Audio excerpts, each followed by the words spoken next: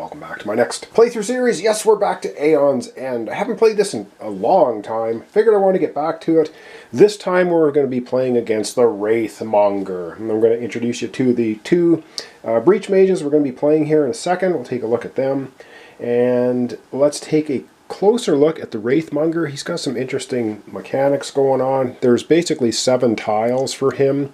And every time you have an unleash happen, you have to pick one of the tiles. And those tiles overwrite your special ability on your board, so that's bad. And the way you can get rid of, put the tiles back is if you spend 4 charges off your player mat, you can put them all back. Let's take a little bit closer look here. So yeah, this guy's not going to be fun. So we have like discard a card in hand, suffer 2 damage, lose 2 charges, or Gravehold suffers 3 damage. Discard 3 cards, you can read through them. There are one of them here, if you get to the last one, Warmonger enshrouds you in terror, Gravehold is enslaved, the players lose the game. I think you can pick any one you want, but of course you're not going to pick number 1 unless you have to.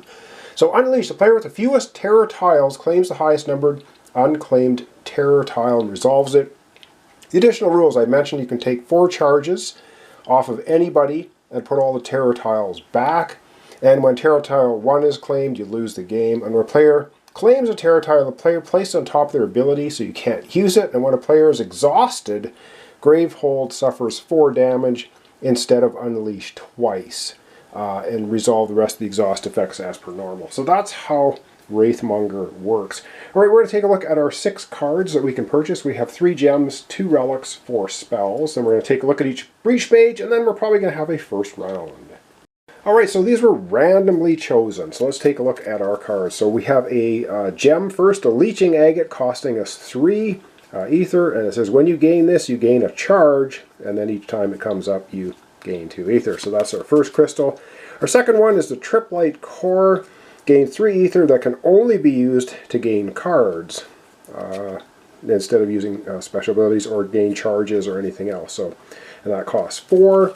And the last gem we have is the Scoria Slag, gain 2. If the Nemesis is tier 2 or higher, gain an initial one, so it becomes 3 the higher tier our Nemesis gets to, costing 4. Into the relics, we have the Riddle Sphere, gain a charge, or you may choose lose 2 charges if you do gain 5 ether, costing only 3. That's actually, I like that, it's not bad. And a random relic is the Astral Cube. Return a gem you played this turn to your hand, reveal the top card of the turn order deck. If you reveal a player's turn order card, the player gains a life.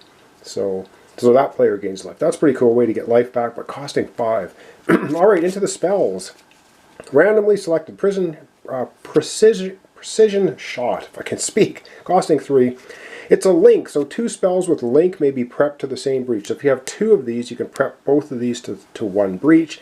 And casting deal 2 damage if there are 6 or more other cards in your discard pile, deal 2 additional damage. So that's pretty good. Alright, we have Blaze costing 4. When you gain this, you may place it on top of any player's discard pile. And cast, deal 2 damage. Deal additional damage for each other time you've cast Blaze this turn, and for each other plays you currently have prepped. So this is a good one to get a lot of, costing 4. And then we have Ignite 4, and it's just a more basic spell. It's deal 2 damage. Any ally gains 1 charge. There we go. And I believe ally is yourself or your other person you're playing. I'm doing a 2-player game. And 7, this is my final spell. Consuming Void, cast. Destroy up to 2 cards in hand. Deal 3 damage for each card destroyed this way, but that's costing so much. Anyway, those are our cards. Let's take a look at our 2 Breach Mages. Okay, our first Breach Mage is Kadir. 10 health, player 1. And her starting unique card is the Emerald Shard. Gain an ether, or any player gains a life. So we've got a little bit of healing that can happen here. And her hand consists of 3 crystals, a spark, and that card. Her starting hand, so this tells you that, and of course 10 health and 5 charges to get fully up to using her Otherworldly Gate. Activate during any player's main phase. Player may return up to 3 spells to their discard pile to their hand. And that player may prep up to 2 spells to each of their open breaches this turn. Wow, that's pretty powerful. And yeah, that's basically it. And her breaches are set like this. So 1 is open, 2, 3, and 4 in those locations. That's her starting hand. Alright, over we go to our next Breach Mage. And our second Breach Mage for this playthrough is Adelheim. He's player 2, 10 health of course. And his special starting card is the Amethyst Shard. Gain an Ether. Any ally may draw a card and then discard a card in hand. That's pretty cool too. So there we go. We've got a couple sparks, a couple crystals, and he has 5 crystals in his deck, starting deck. All right, and his special ability here is activate during the Nemesis draw phase. When a Nemesis attack or power card is drawn, but before it's resolved, you may discard it. It has no effect. Wow, so if we can get full charges on there, we can start burning some of those power and attack cards. That's pretty cool. All right, we're going to zoom out. We're going to have a first round. All right, let's begin. Yes, we have our turn order deck. We have 2 player 1, 2 player 2, and 2 Nemesis. That's how the turn order deck is set up. So we'll give this a shuffle. And then we're going to see who is going to be starting us off. Let's hope it's not the Wraithmonger, but it could be. All right, shuffled. And our first player at the beginning of our Breach Mages versus the Wraithmonger is player 2. So over we go to Adelheim. Alright, it's player 2's turn, and yeah, so of course we have no spells in our breaches right now, so we're not going to be casting anything. And so away we go. He has 2 sparks, he's got 2 crystals, and he's got this one. It's 3 to open this breach, and you know what? I think he's going to do that, but it says an ally may draw a card and then discard a card. We want to do that. No, I don't think we're going to bother, so we're just going to use the 3, sorry, I can't see it. We're going to use the 3 ether from cards to open this breach. So he now has 2 breaches open, which is good. And now he's going to put the 2 spark spells in here because why not? And he'll put these back in any order, so I'll put this one at the bottom. And yes, there's no shuffling your discard piles. You just put your cards back anyway, and then you're going to flip the whole deck over afterwards.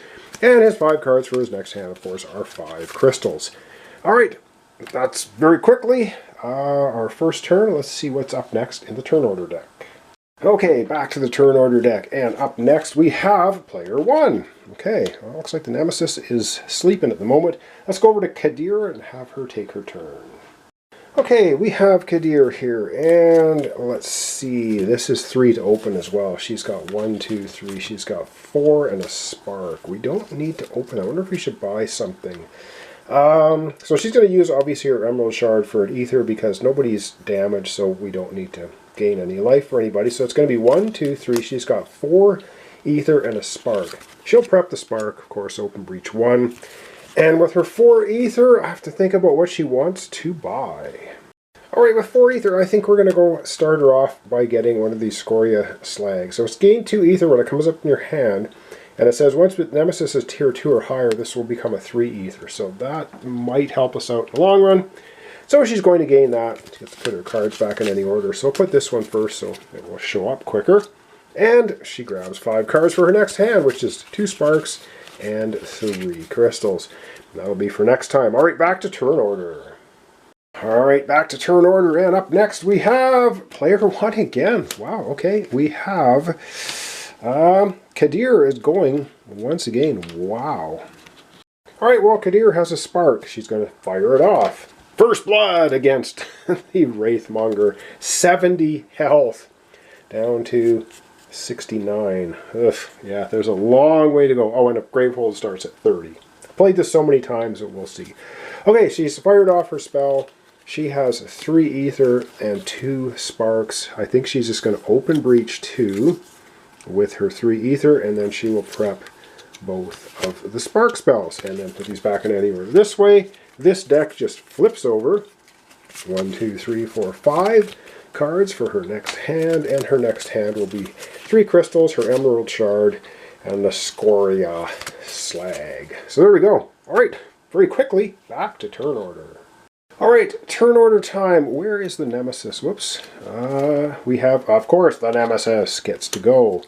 Alright, what does the Nemesis do? Well, of course, we play a card, and I like to throw the card down here first before I do anything, because otherwise I forget. Now, because if there are other cards here, they will activate in order first, and then we get to the Nemesis card. So here we go. First Nemesis card, and it is Thrash. It's an attack. Unleash.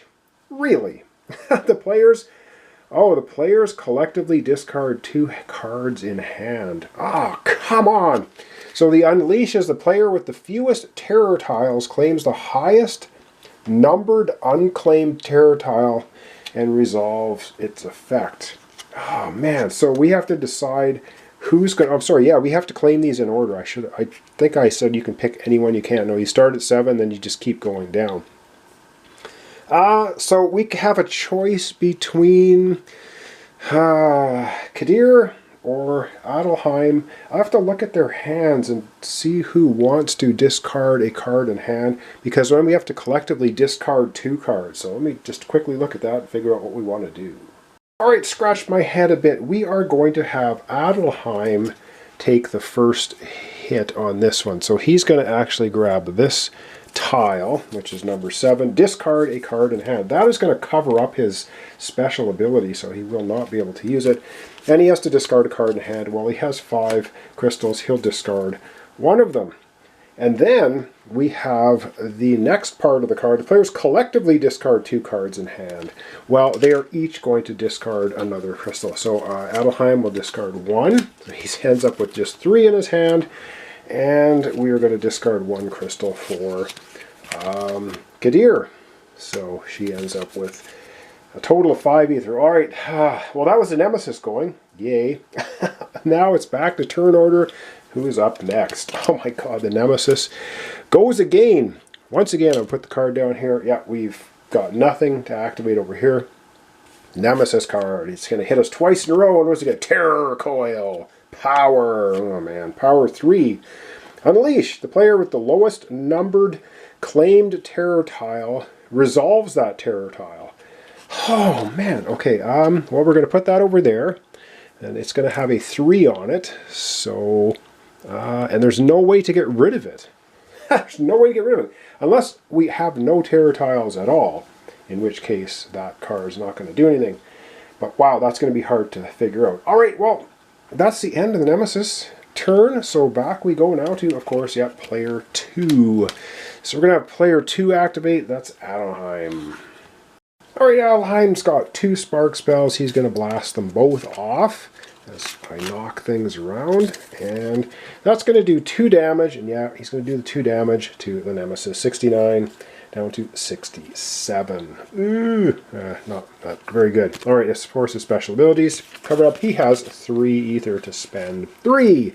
He could focus breach 3, or he can purchase something. I think for 3, he will go ahead and he will get...